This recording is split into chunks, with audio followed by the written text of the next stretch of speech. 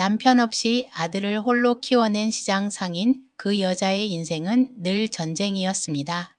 그러나 평생의 고생 끝에 얻은 며느리 그녀가 가져온 건 행복이 아니라 끔찍한 진실이었죠.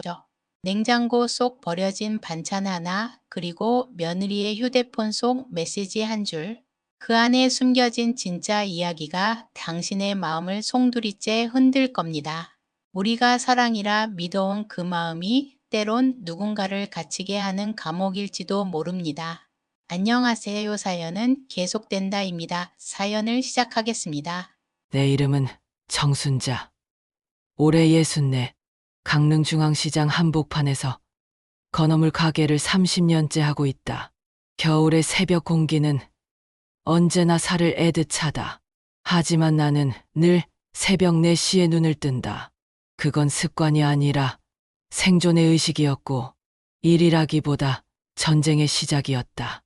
내 손바닥에는 오징어 비늘이 박히고 손톱 밑에는 소금이 스며들어 아무리 문질러도 사라지지 않는다.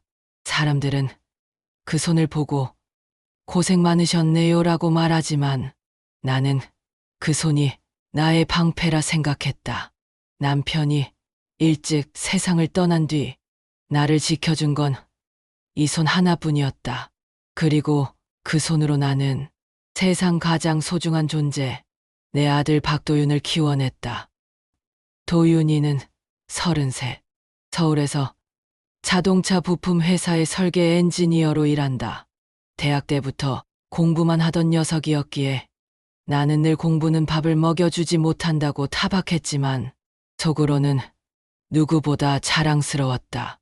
그런 아들이 어느 날 말했다. 엄마, 결혼하고 싶어요. 소개받은 사람이 있는데 정말 좋은 사람이에요. 그때 나는 세상이 멈춘 줄 알았다. 드디어 내 아들이 행복을 찾았구나. 그날 나는 가게 문을 닫고 시장 사람들에게 떡을 돌렸다. 며느리 될 사람의 이름은 윤지연, 31살. 은행 창구 직원이었다. 깔끔한 말투와 단정한 미소. 나는 그녀를 보는 순간 이 아이라면 내 아들 인생이 평탄하겠구나 싶었다. 어머니, 저희 도윤이 잘 부탁드릴게요. 아니야, 내가 부탁해야지. 우리 아들 좀 잘 부탁해요. 그날 나는 눈물 나도록 행복했다. 그동안의 고생이 모두 보상받는 순간이었다. 결혼 후 1년, 아들은 출근길에도 늘 전화를 걸어오던 사람이었지만 이제는 회의라서 나중에 전화할게요. 그 한마디로 하루가 끝나곤 했다. 나는 그 말이 서운하지 않다고 스스로를 속였지만 전화를 끊고 나면 늘 휴대폰 화면에 비친 내 얼굴이 낯설었다. 눈가의 주름은 더 깊어졌고 보랜 새벽 찬바람에 마른 흔적이 남아 있었다.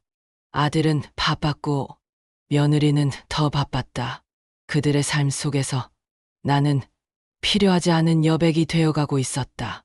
나는 여전히 시장에서 일했다.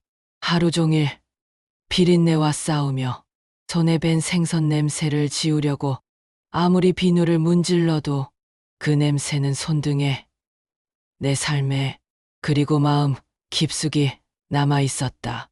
그럼에도 주말이 되면 나는 몸이 천근만근이라도 손이 먼저 움직였다. 된장찌개엔 멸치를 직접 우려낸 국물을 썼고 고춧가루는 직접 말린 태양초를 갈아 넣었다. 고기국엔 대파를 듬뿍 넣어 기름기를 잡고 국물 맛을 깊게 했다. 김치도 새로 담갔다. 도윤이 입맛에 맞을진 모르겠지만 엄마가 직접 끓인 된장찌개야. 그 말을 마음속으로 수십 번 연습하며 나는 반찬통 뚜껑을 꽉 닫았다. 버스에 오를 때마다 손에 든 봉지가 유난히 무겁게 느껴졌지만 그 속엔 내 사랑이 담겨 있었다. 서울의 아들 집 앞에 도착했을 때 현관문 앞에서 늘 한 번씩 숨을 고르곤 했다. 초인종을 누르면 잠시 뒤 며느리의 말투가 들렸다. 어머니, 어서 오세요. 그 말에는 예의가 있었지만 이상하게 온기가 없었다. 처음 결혼했을 때처럼 두 손으로 내 손을 잡지도 어머니, 힘드셨죠? 라며 웃어주지도 않았다. 나는 그런 변화를 모른 척했다. 요즘 젊은 애들이 다 그렇지. 서운하게 들리지만 나쁜 뜻은 아닐 거야. 스스로 위로하며 반찬통을 하나씩 냉장고에 넣었다. 그런데 그날 며느리가 내게 말했다. 어머니, 저희 냉장고가 좁아서요. 반찬은 이제 안 가져오셔도 돼요. 순간 그 말이 귀에 들어오지 않았다. 마치 바닷속에서 누군가 내 이름을 부르는 것처럼 울림만 남고 의미는 사라졌다. 나는 어색한 웃음을 지었다. 그래도 혹시 모르잖아. 도윤이가 입이 까다로워서 괜찮아요. 저희가 알아서 잘 먹어요. 그녀의 웃음 뒤로 냉장고 문이 텁 하고 닫혔다. 그 소리가 내 가슴 안쪽에서 울렸다. 그날 밤 시장 천막 밑에서 국밥 한 그릇을 먹으며 나는 젓가락을 쥔 손을 내려다봤다. 손등엔 멸치 비늘이 하나 붙어 있었다. 나는 그걸 천천히 떼어내며 중얼거렸다. 그래도 내가 해준 반찬 한두 번은 먹었겠지. 하지만 며칠 뒤 나는 그것이 헛된 바람이었다는 걸 알았다. 그날은 비가 내렸다. 시장 일을 마치고 돌아오는 길에 나는 괜히 마음이 불안했다. 그래서 그냥 들렀다. 비 오는 날은 도윤이가 따뜻한 반찬을 좋아했으니까. 현관 비밀번호를 눌러 들어갔을 때 집 안은 고요했다. 그리고 그때였다. 싱크대 옆 음식물 쓰레기 봉투가 입을 벌리고 있었다. 그 속엔 내가 지난주에 싸다 준 된장찌개, 멸치볶음, 오이 무침이 그대로 남아 있었다. 색이 바래고 국물은 말라붙어 있었다. 나는 한참 동안 그 자리에 서 있었다. 손끝이 떨리고 숨이 막혔다. 세상이 조용했지만 내 귓가엔 쓰레기 봉투가 구겨지는 소리만 들리는 듯했다. 그 작은 비닐 안에 내 정성과 시간, 그리고 사랑이 함께 버려져 있었다. 비가 흘러내리는 창문을 바라보며 나는 천천히 한 발 뒤로 물러섰다. 그날 처음으로 나는 내 사랑이 필요 없는 짐이 될 수도 있다는 걸 처음으로 깨달았다. 그날도 나는 반찬을 들고 갔다. 도윤이가 좋아하는 갈치조림과 메추리알 장조림, 그리고 된장찌개 한 통. 뚜껑을 닫기 전 한 번 더 맛을 보며 중얼거렸다. 이제 좀 싱겁게 해야지. 며느리가 짜다고 했잖아. 내 손끝에 남은 간장 냄새가 왠지 나 짖고도 쓸쓸했다. 그래도 마음은 가벼웠다. 며칠 전 아들이 엄마 요리 생각나네요. 그 한마디를 했기 때문이다.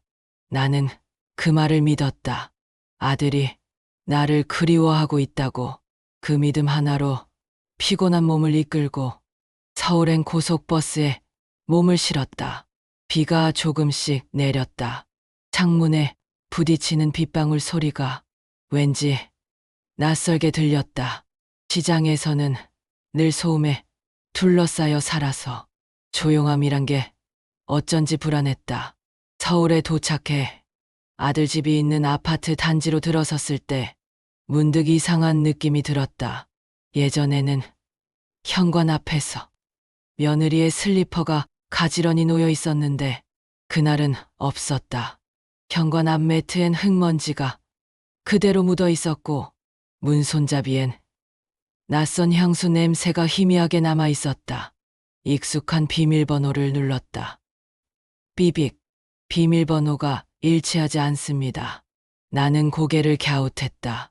손가락이 미끄러졌나 싶어 다시 눌렀다. 삐빅, 다시.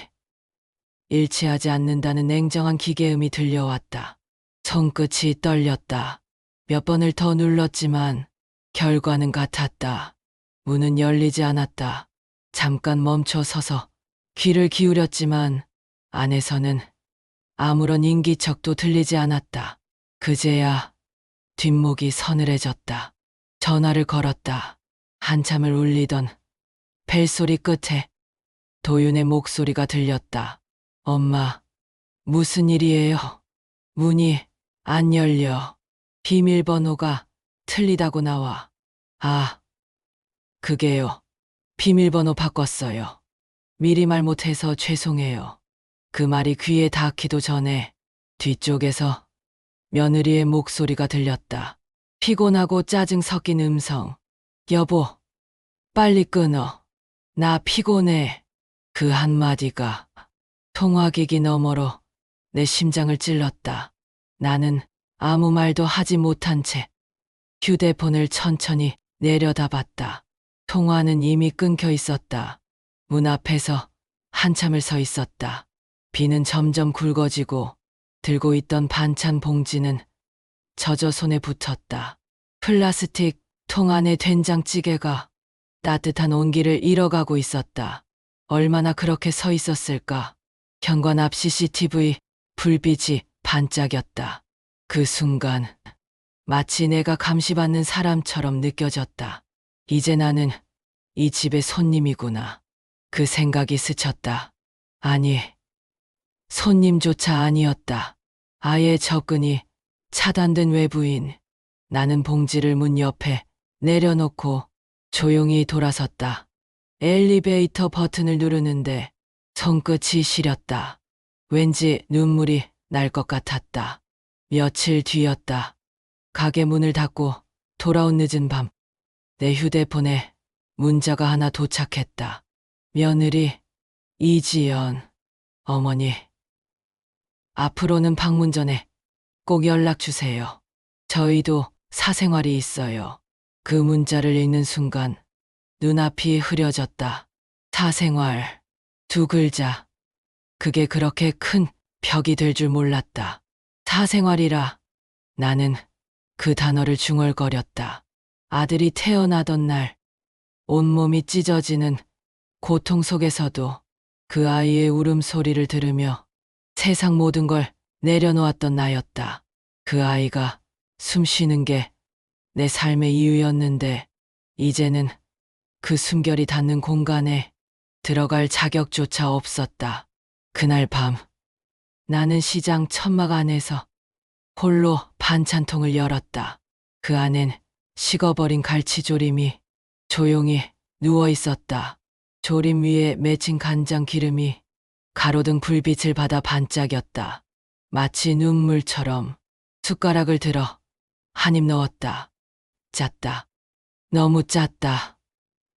내 손이 아닌 내 마음이 짠맛을 만들고 있었다. 나는 조용히 혼잣말했다. 그래.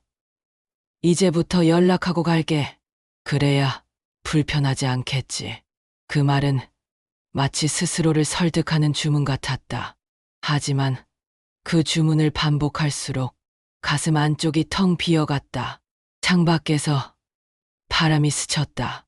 천막이 흔들리고 비닐 위로 빗방울이 부딪히며 툭툭 소리를 냈다.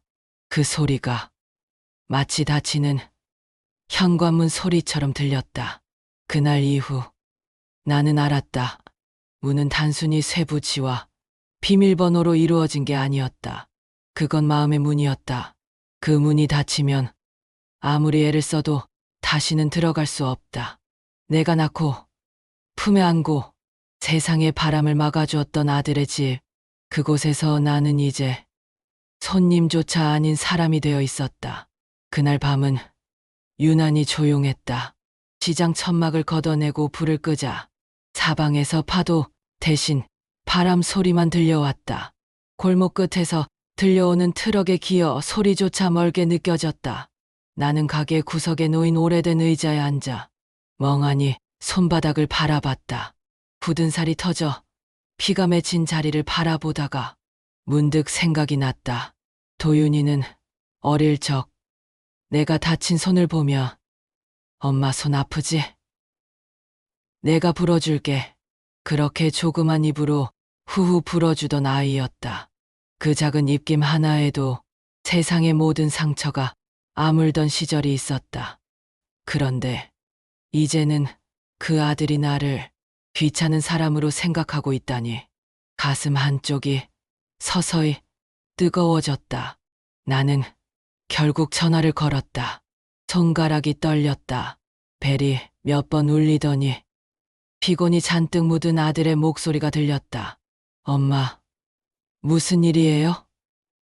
늦은 밤에, 도윤아, 너는 정말 몰라? 내 마누라가 날 없는 사람처럼 대하는 거. 말끝이 떨렸다. 하지만 그 떨림엔 억울함보다 애써 삼켜온 눈물의 진동이 섞여 있었다. 잠시 정적이 흘렀다. 그 뒤로 들려오는 멀리서의 소음, 무엇인가 떨어지는 소리, 그리고 여자의 낮은 목소리. 여보, 또 엄마야? 응. 금방 끊을게. 아들의 말은 조심스러웠지만 그 속엔 불편한 피로감이 묻어 있었다. 엄마, 제발 우리도 좀 내버려 두세요. 현정이 아니, 지연이가 많이 힘들어해요. 그 이름을 잘못 부른 순간 잠시 멈칫하는 아들의 숨소리가 들렸다. 나는 그 순간 그 짧은 머뭇거림 속에서 이 집의 온도가 나와는 다른 세상이 되어 있음을 느꼈다. 그만 좀 오시라는 말, 그 말이 귀를 통과하기도 전에 가슴으로 꽂혔다.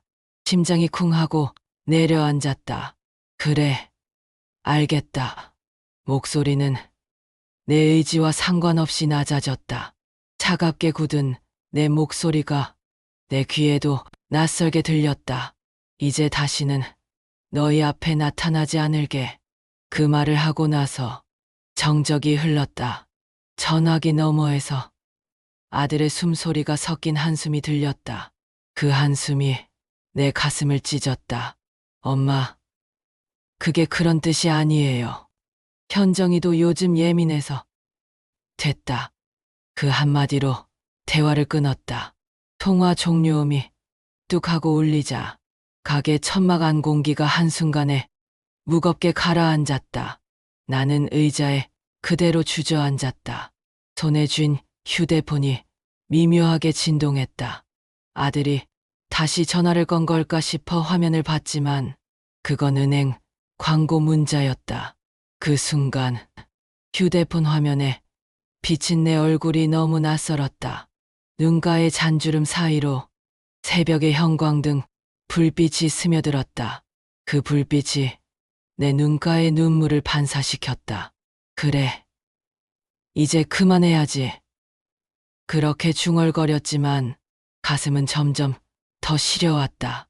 그날 밤 잠을 청하려 해도 눈을 감을 수가 없었다. 천장에 비친 그림자가 마치 현관문처럼 보였다. 닫혀있는, 아무리 두드려도 열리지 않는 문. 사람 마음에도 비밀번호가 있나. 나는 그걸 몰랐던 걸까. 손가락으로 허공에 숫자를 그려봤다. 생일, 결혼기념일, 그리고 아들의 이름, 네 글자. 하지만 아무리 눌러도 문은 열리지 않았다. 새벽 3시. 비가 내리기 시작했다. 지붕을 두드리는 빗소리가 통화 끊긴 직후에 뚝 소리와 닮아 있었다. 나는 자리에서 일어나 가게 냉장고를 열었다. 그 안엔 며칠 전 만들어둔 갈치조림과 된장찌개가 그대로 있었다. 뚜껑을 여니 살짝 쉰 냄새가 났다. 그 냄새가 마치 내 마음이 썩어가는 냄새처럼 느껴졌다. 그래, 이제 진짜 그만해야지. 그 말을 다시 한번 내뱉었지만 이번엔 목소리가 떨렸다. 이제는 내 스스로를 설득하는 말도 믿기지 않았다. 그날 이후 나는 아들의 집 근처를 일부러 피해 다녔다. 버스가 그 동네를 지나가면 창문 쪽으로 고개를 돌렸다. 그 방향만 봐도 가슴이 쿡 찔렸기 때문이다. 내가 뭘 그렇게 잘못했을까? 나는 그냥 밥 한 끼 챙겨주고 싶었을 뿐인데 아무리 되뇌어도 답은 나오지 않았다. 대신 마음속에 서서히 폭풍이 모여드는 소리만 들렸다. 그리고 나는 모른 척했다. 그 폭풍이 곧 나를 삼켜버릴지도 모른다는 걸. 그날 밤 이후 내 휴대폰의 통화 목록엔 마지막으로 통화한 아들 이름 옆에 작게 표시된 단어 하나가 남았다. 통화 종료 011이 단 1분 12초. 내 세상의 모든 관계가 그 짧은 시간에 무너져 내렸다. 그래, 알겠다. 이제 다시는 너희 앞에 나타나지 않을게. 그건 단순한 말이 아니라 세상에서 가장 조용한 절교 선언이었다. 그리고 나는 몰랐다. 그 한마디가 곧 내 인생의 폭풍을 부르는 예고편이 될 줄은. 며칠이 흘렀다. 그날 이후로 나는 정말 아무 연락도 하지 않았다. 전화기 연락 목록엔 아들의 이름이 있었지만 손가락은 그 이름 위를 몇 번 맴돌다 결국 멈췄다. 하지만 마음은 여전히 조용하지 않았다. 냉장고에 남은 반찬들이 자꾸 눈에 밟혔다. 그것들을 버리기엔 내 손의 온기와 마음이 너무 많이 스며 있었기 때문이다.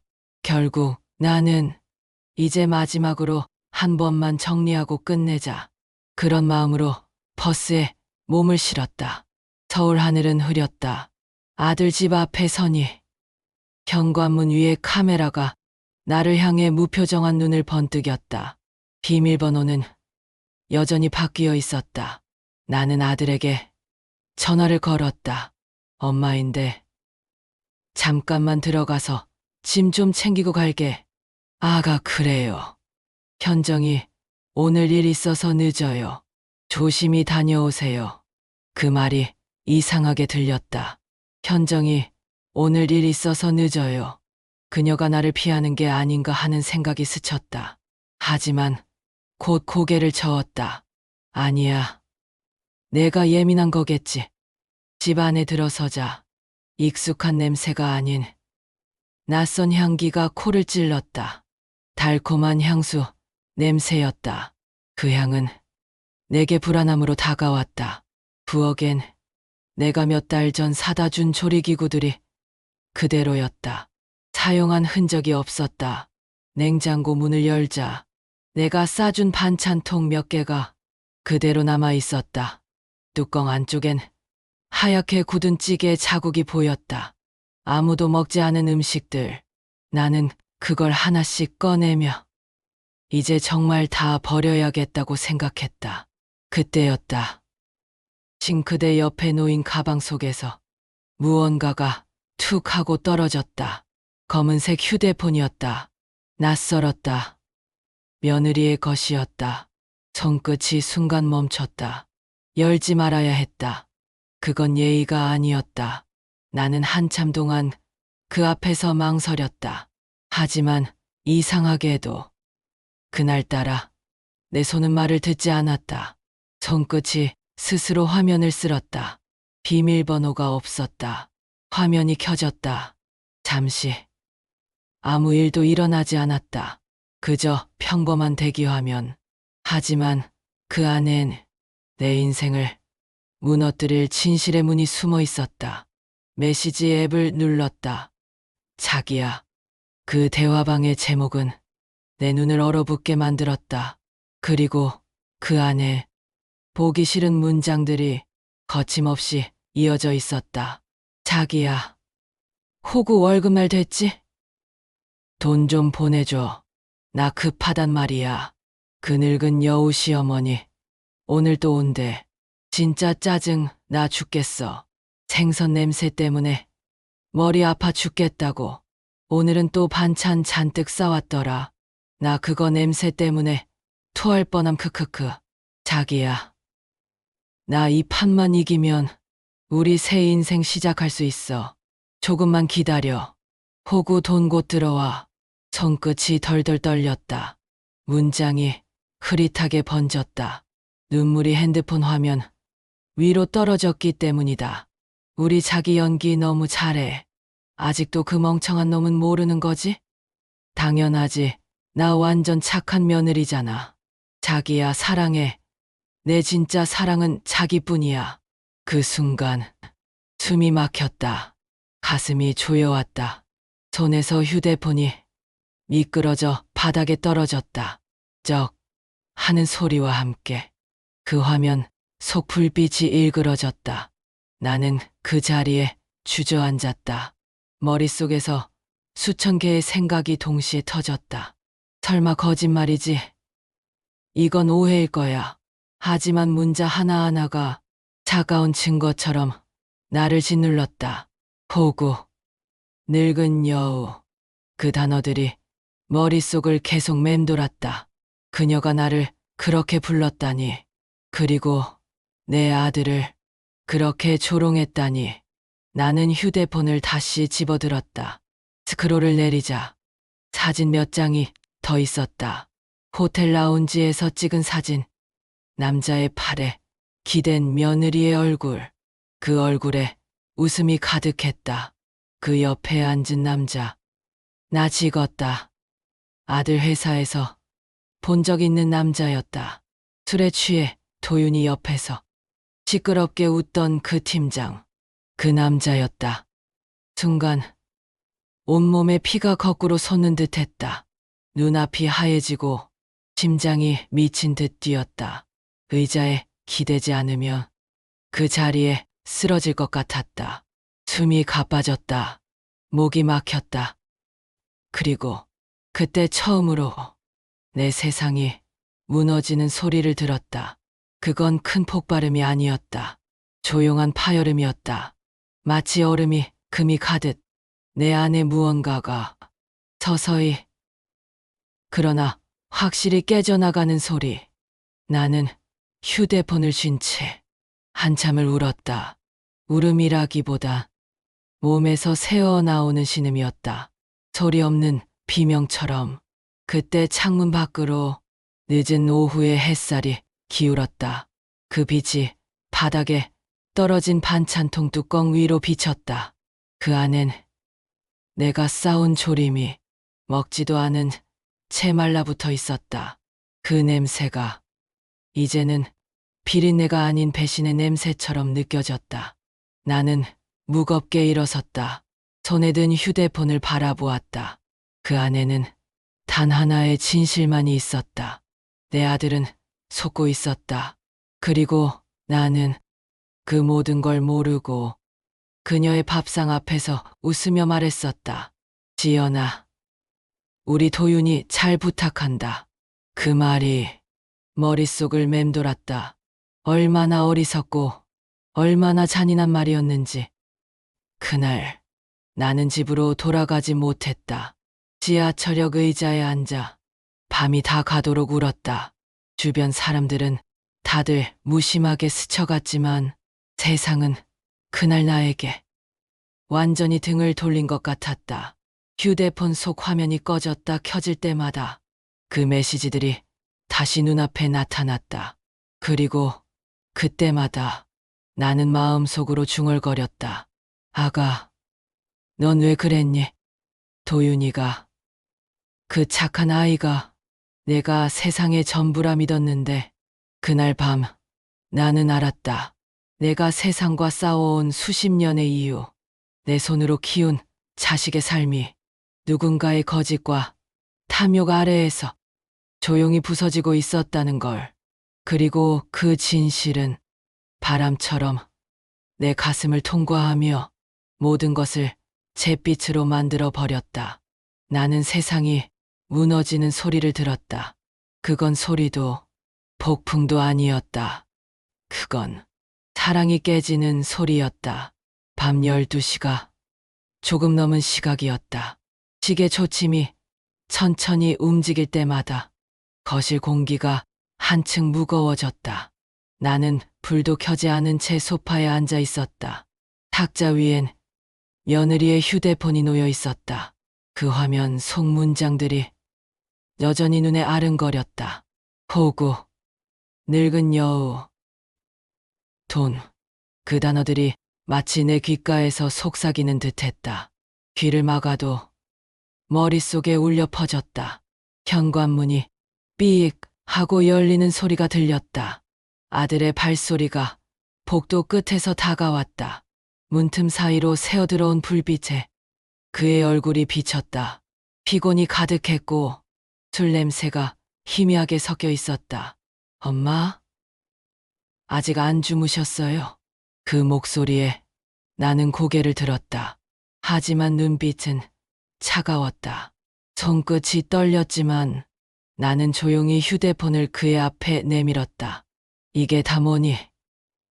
알고 있었니? 아들은 처음엔 무슨 말인지 몰라 멍한 표정으로 나를 바라봤다. 그러다 화면 속 대화 내용을 보자 그의 얼굴이 순식간에 하얗게 질렸다. 손끝이 부들부들 떨렸고 숨이 끊어진 사람처럼 아무 말도 하지 못했다. 그의 눈동자가 흔들렸다.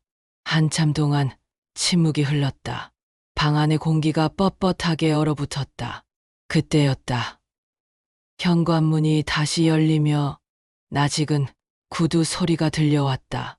여느 때처럼 문을 세게 닫는 습관 그대로 지연이었다. 그녀는 우리를 보자마자 몸이 굳어버렸다. 탁자 위에 놓인 휴대폰을 발견한 순간 그녀의 얼굴에서 피기가 사라졌다. 이게 뭐야? 지연아. 이게 다 뭐야? 아들의 목소리는 거의 속삭임에 가까웠다. 하지만 그 속엔 분노와 배신이 뒤섞여 있었다. 지연은 입술을 떨며 그 자리에 무릎을 꿇었다. 바닥 타일에 무릎이 부딪히는 소리가 짧고 날카롭게 울렸다. 어머니, 잘못했어요. 제발 용서해 주세요. 그녀의 목소리는 떨렸고 눈물이 얼굴을 타고 떨어졌다. 그 눈물은 진심이었는지 아니면 마지막으로 연민을 구하는 연기였는지 나는 구분할 수 없었다. 나는 한동안 아무 말도 하지 않았다. 그저 그녀를 내려다보았다. 그동안 내게 보였던 순한 눈빛, 공손한 말투, 그리고 젓가락질 하나에도 조심스럽던 그 모습들이 하나같이 연극이었다는 생각이 들었다. 내 입에서 단단한 목소리가 나왔다. 닥쳐라. 지연은 울음을 멈추었다. 내가 다시 입을 열었다. 내 이름을 내 입으로 부르지 마라. 어머니, 웃기지 마라. 너는 내 아들의 인생을 삼킨 여자다. 내일 당장 이혼 서류에 도장 찍고 내 아들 돈 전부 돌려놔라. 그렇지 않으면 경찰서에서 보자. 그 말이 끝나자 방 안의 공기가 완전히 식어버렸다. 지연은 손등으로 눈물을 닦으며 그저 고개를 숙였다. 그녀의 어깨가 작게 떨리고 있었다. 아들은 아무 말도 하지 못한 채 바닥만 바라보았다. 그의 눈에서 눈물이 한 줄기 흘렀다. 나는 그런 아들을 보며 가슴 한쪽이 무너지는 소리를 들었다. 너도 잘못이 있다. 내가 조용히 말했다. 내 옆에 어떤 여자가 누워있는지도 모르고 마누라 치맛자락 아래서 애미 속만 썩이고 있었냐? 아들은 고개를 숙였다. 엄마, 미안해요. 진짜 몰랐어요. 그럴 리가 없다고 생각했어요. 믿고 싶었어요. 그 말이 끝나기도 전에 그는 바닥에 무릎을 꿇었다. 엄마, 죄송해요. 엄마 아니었으면 제 인생은 끝났을 거예요. 그의 어깨가 흔들렸다. 내가 그토록 사랑했던 아들이 그렇게 무너져 있었다. 나는 아무 말 없이 그의 머리 위에 손을 얹었다. 그 손은 여전히 거칠고 단단했다. 하지만 그 안에서 조용히 눈물이 흘러내렸다. 며칠 뒤 이혼은 정식으로 성립되었다. 서류에 도장이 찍히는 순간 법원의 공기는 너무나 조용했다. 펜 끝이 종이를 스치는 소리가 마치 심장에 금을 내는 소리 같았다. 지연은 마지막까지 고개를 숙이고 있었다. 법원 복도 끝으로 사라지는 그녀의 뒷모습을 나는 끝내 바라보지 않았다. 그날 저녁, 아들은 내 집으로 찾아왔다. 그의 눈은 벌겋게 부어 있었다. 거실에 들어서자마자 그는 말없이 내 앞에 무릎을 꿇었다. 엄마, 죄송해요. 진짜 미안해요. 나 왜 이제서야 알았을까요? 나는 아무 말 없이 그를 안았다.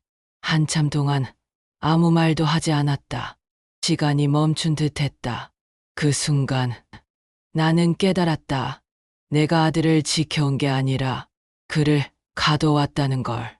내가 쳐둔 사랑의 울타리 안에서 그는 세상의 상처를 모른 채 자라났고 결국 그 틈새로 들어온 거짓된 사랑에 속아버렸다. 창밖엔 새벽이 다가오고 있었다. 빗방울이 처마 끝에서 떨어지고 시계 초침이 천천히 하루를 넘어가고 있었다. 나는 조용히 창문을 열었다. 차가운 공기가 방 안으로 스며들었다. 괜찮다. 도윤아, 엄마. 나 이제 어떻게 해야 할까요? 이제 내가 해야지. 이번엔 엄마가 아닌 내가 너 자신을 지켜야 해. 아들은 내 품에 얼굴을 묻고 울었다. 그 울음소리는 어릴 적과 같았다. 하지만 이번엔 달랐다. 그건 아이의 울음이 아니라 남자로서의 통곡이었다. 새벽 햇살이 창문을 비집고 들어왔다. 그 빛이 아들의 얼굴 위로 떨어졌다. 그 얼굴엔 아직도 눈물 자국이 남아 있었지만 그 속에서 나는 묘한 평온을 보았다. 그날 나는 처음으로 진짜 어머니의 역할이 무엇인지 깨달았다. 지켜주는 게 아니라 세상 앞에 스스로 설 수 있게 만드는 것. 나는 조용히 말했다. 이제 엄마는 내 앞에서 물러날 거야. 대신 내 뒤에서 서 있을게. 넘어지면 다시 일어날 수 있게 너를 믿는 눈으로 바라봐 줄게. 아들은 고개를 끄덕였다. 그의 눈빛이 단단해졌다. 비로소 내 방패였던 손이 그의 날개로 바뀌는 순간이었다. 그날 나는 알았다. 사랑은 붙드는 게 아니라 놓아주는 용기라는 걸. 지금 나는 여전히 시장에 있다. 하지만 이젠 아들의 전화를 먼저 기다리지 않는다. 엄마, 오늘 저녁 뭐예요? 엄마표 김치찌개 먹고 싶어요. 그 애교 섞인 목소리를 들을 때면 나는 조용히 미소 짓는다. 나는 더 이상 아들의 앞을 막는 방패가 아니다. 개신. 그가 세상과 싸우다 지쳐 돌아올 때 기댈 수 있는 따뜻한 벽이 되어주기로 했다. 그게 진짜 어미의 자리였다. 사랑이란 지켜주는 것이 아니라 지켜볼 줄 아는 용기다. 그날 그녀는 깨달았습니다. 아들을 지키려 했던 그 사랑이 결국은 아들을 가두고 있었단 거요. 이제 그녀는 방패가 아니라 조용히 뒤에서 지켜보는 벽이 되기로 했습니다. 여러분이라면 사랑하는 사람을 어떻게 지키시겠습니까? 붙드는 것일까요? 아니면 놓아주는 걸까요? 이 이야기의 여운이 마음에 남았다면 사연은 계속된다. 채널을 구독하고 다음 이야기도 함께 해주세요. 진짜 인생 이야기. 사연은 계속됩니다.